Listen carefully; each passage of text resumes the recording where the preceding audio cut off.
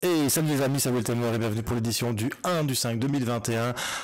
Bonne fête du travail à tout le monde. Alors aujourd'hui, on a le market cap global qui est à 2229 milliards de dollars. On gagne 2,32% par rapport à hier. On a un Bitcoin qui gagne 1,37% à 57 558 dollars. Et on a Ethereum qui s'approche des 3000 dollars à 2940,80 dollars.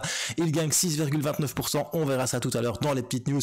On a le Binance Coin qui est à 625,12 dollars. Il monte seulement de 0,63. On a le petit Ripple de Jean-Pierre Riffard, 1,57, 0,19. Plutôt pas mal. Mais bon voilà, quatrième position quand même. Et on a le Dogecoin qui continue de monter, 10,70%. On peut dire merci Elon Musk et à la communauté Dogecoin qui espère beaucoup de la news dont je vais te parler. Après ça, on a Cardano qui perd 1,10%. Ben oui, pourquoi avoir un projet avec une blockchain qu'on développe tous les jours, enfin avec des développeurs, avec des projets, de la défi et tout ce qu'il faut, des smart contracts qui doivent arriver au mois d'août et tu perds 1,10% et t'es derrière le Dogecoin où ça fait 2 ans où il n'y a aucune avancée sur cette blockchain car ça fait 2 ans qu'on a arrêté de travailler dessus.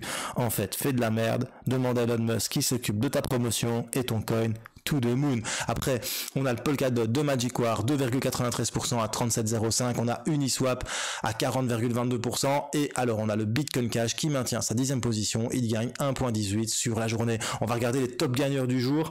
C'est plutôt pas mal. OKB qui te fait un petit 62,15% à 33,74.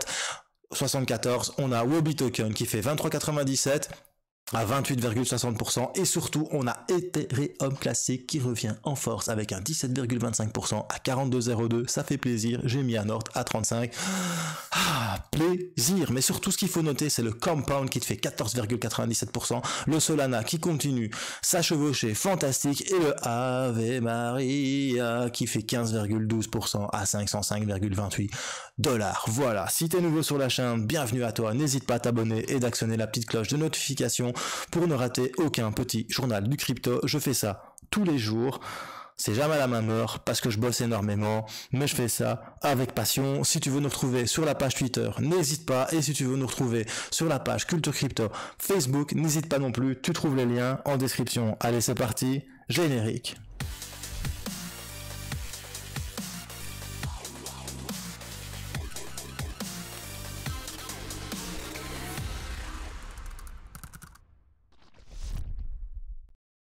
Alors la news du jour, the news of the news, c'est le testnet Ethereum 2.0 qui a été un succès. C'est une étape cruciale vers la migration du Proof of Stake. Alors Consensus a partagé les détails de l'expérience du réseau de testnet 2.0 la plus top du jour. Il a été pris en charge par 7 implémentations Ethereum. Il y avait 3 clients Ethereum 1.0, 4 clients Ethereum 2.0 et les développeurs ont exécuté un environnement de testnet où ils ont testé le proof of stake et le résultat a été positif. Et ça, c'est juste bien. Mais tu vas me dire, ouais, ça a fonctionné que pour une journée. Oui, le testnet Stelco ne sera actif que pendant une journée. Bien évidemment, il faut tester les choses sur du plus long terme. Eh bien, c'est sur la salle Discord recherche et développement d'Ethereum que tu peux lire que les prochains réseaux testnet Proof of Stake simuleront les opérations de Proof of Stake Ethereum pendant de plus longues périodes. Qu'est-ce que ça veut dire pour Ethereum? Eh bien, ça veut dire beaucoup de choses pour Ethereum. Déjà, Ethereum n'atteint pas les 3000 dollars pour rien. Ça fait depuis 2017 qu'on parle d'Ethereum 2.0. Je pense que Ethereum, c'est un peu comme Bitcoin. Si tu veux, le Bitcoin, c'est le précurseur de tout. Bitcoin, qu'est-ce que c'est finalement? Le Bitcoin, c'est du transfert de valeur de pair à pair, de personne à personne, sans passer par les banques ou une institution financière, ce qui s'appelle un tiers de confiance, une personne ou une société de confiance. Quand on envoie en A vers B, de l'argent, ça passe toujours par un A' qui est la banque. Et bien le Bitcoin, il a dit c'est fini de passer la valeur par une banque. Directement, tu transfères cet argent de A vers B. Mais qu'est-ce qui garantit que la transaction est unique et ne se reproduit pas? C'est la technologie blockchain. Donc, c'est un livre de compte ouvert, consultable par tous, dont toutes les transactions sont enregistrées dans tous les ordinateurs faisant partie du réseau. Conclusion, si un ordinateur est corrompu et essaye de trafiquer une transaction, les autres ordinateurs pourront lui dire 999. Nous, on a tous la même copie alors que toi, t'as pas la même copie de la blockchain que nous. Du coup, c'est ça la force du Bitcoin. Il a créé, avec la blockchain, l'impossibilité de faire une double transaction sur un transfert de valeur. Ethereum, c'est tout à fait autre chose. Ethereum, ça part de Bitcoin, mais en plus de ça, il a été rajouté une nouvelle couche. La couche, ça s'appelle l'Ethereum Virtual Machine. Et grâce à cette Ethereum Virtual Machine, tu peux faire tourner des applications, un petit peu comme sur ton téléphone, sur une blockchain. C'est ce qu'on appelle les D-applications ou les smart contrats. Les smart contrats, c'est quoi? Eh bien, les smart contrats, c'est un mode d'emploi causal. C'est des liens causaux. C'est comme ça que moi je le vois parce que je suis juriste à la base. Donc en fait, un lien causal et ça entraîne des conséquences. Eh bien, un smart contract, c'est la même chose. Un smart contract, c'est dans ce cas-là, tu fais ça, tu fais ça, tu fais ça, tu fais ça pour arriver à cette finalité. Eh bien, Ethereum, c'est ça.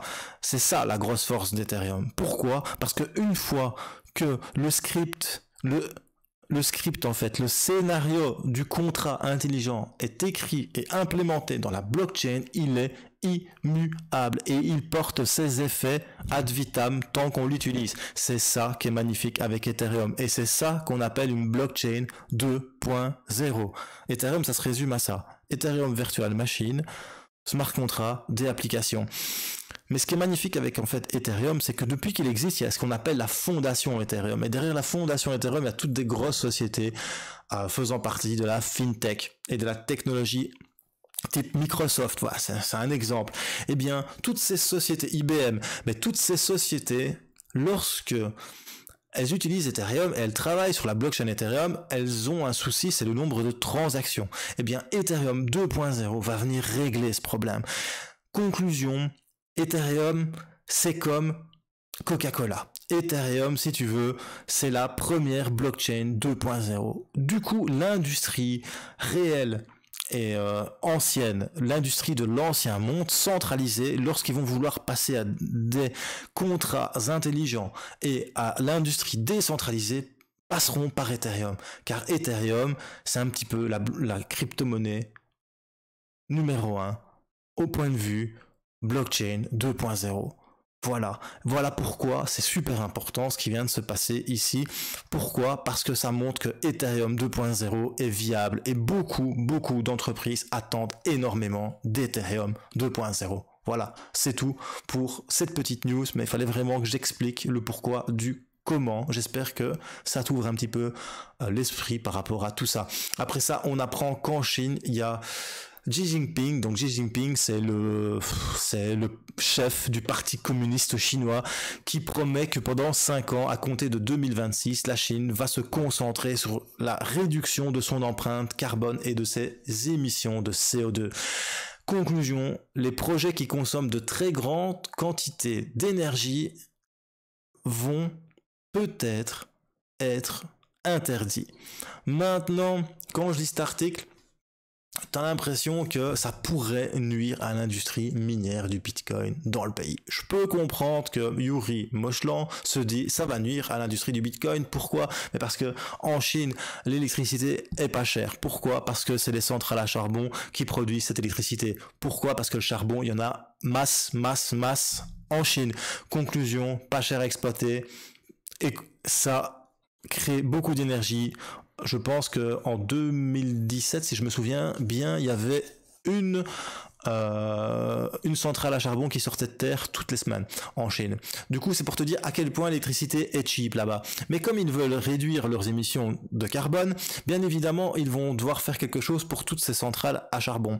Du coup, l'électricité presque cheap et gratuite pour miner du Bitcoin, ça va peut-être être fini. Maintenant, faut pas oublier que la Chine, c'est un pays très intelligent, très malin niveau politique et géopolitique.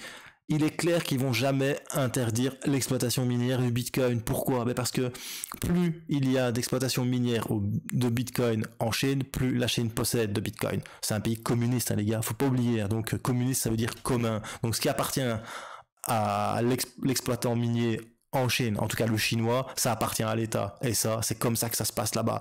Conclusion, je pense que il est bien évident que la Chine ne va pas se mettre en défaut par rapport aux autres pays. Ils veulent rester leaders sur l'exploitation minière du Bitcoin. Xi Jinping, il n'est pas con. Maintenant, c'est sûr que ça va peut-être freiner les nouveaux exploitants à investir dans du matos pour miner, car pour qu'il soit rentable, il faudra payer l'électricité plus cher. C'est plus ça qu'il aurait dû expliquer dans son article, mais c'est quand même important ce qui s'est passé. Après ça, on apprend que monsieur Novogratz, donc PDG de Galaxy Digital, déclare que pour les États-Unis, enfin pour les gouvernements, ils sont bien évidemment conscients du fait que le Bitcoin est une assurance contre l'inflation. De plus en plus de ses clients lui disent et lui font comprendre qu'il rentre dans le Bitcoin pour combattre l'inflation et l'impression monétaire qu'il se passe en ce moment. Mais bien évidemment, quand tu as un Bitcoin qui est fermé à 21 millions et que tu as l'argent qui pousse sur les arbres pour le moment, en tout cas les billets sont imprimés aussi vite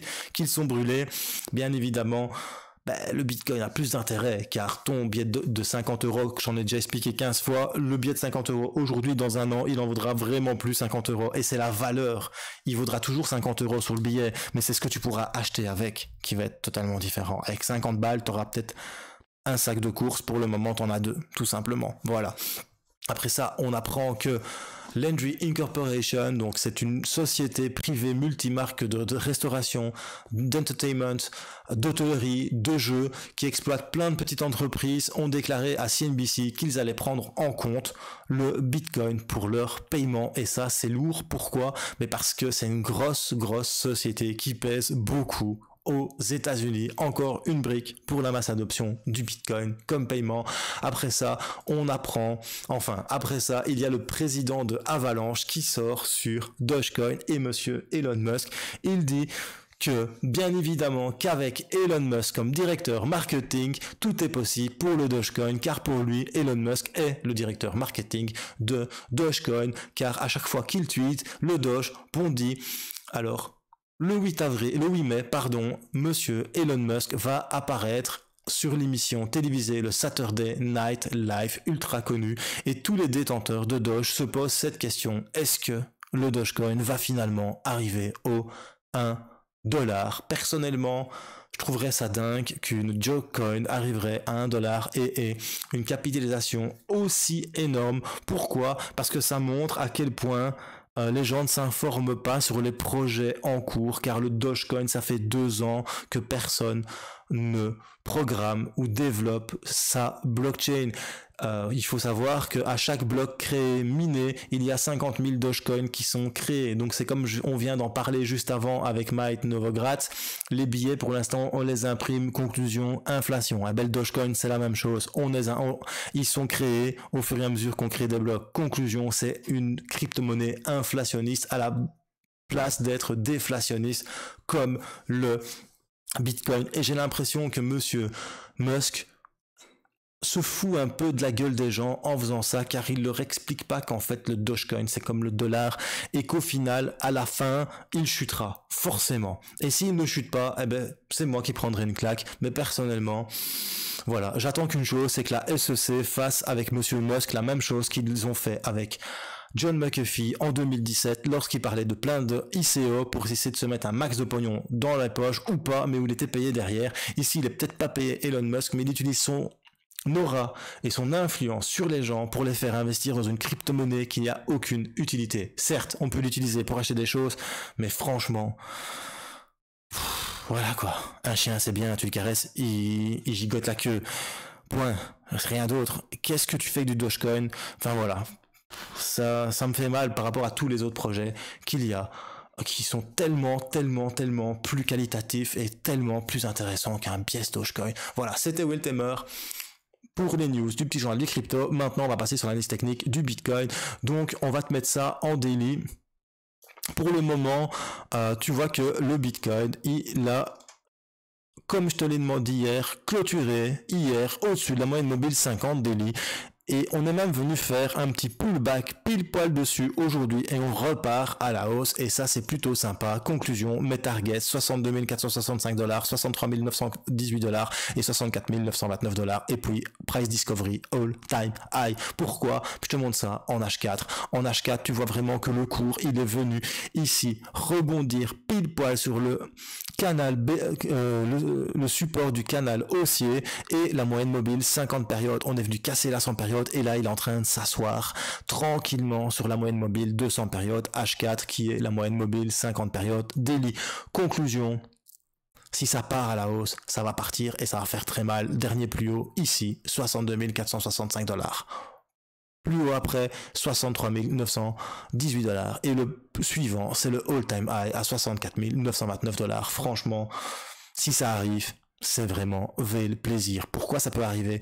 Parce que tu vois que ici pour le moment on n'a pas encore atteint les 70 sur le RSI. Et tu vas me faire, ouais, mais c'est normal, quand ça atteint les 70, ça chute. Pas forcément. En fait, quand tu es dans cette zone qu'on appelle de surachat, c'est pas parce qu'on rentre dans la zone de surachat que le Bitcoin va chuter, non. C'est quand on rentre dans la zone de surachat que ça surchauffe. Tu vois vraiment ici, par exemple, on est rentré dans la zone de surachat et le Bitcoin a fait 8,62%. Conclusion, quand peut-être ici, on va passer dans la zone de surachat, il va y avoir une surchauffe sur le prix et tout le monde va acheter et ça va faire pumper. On va monter, on va venir peut-être jusqu'au 79.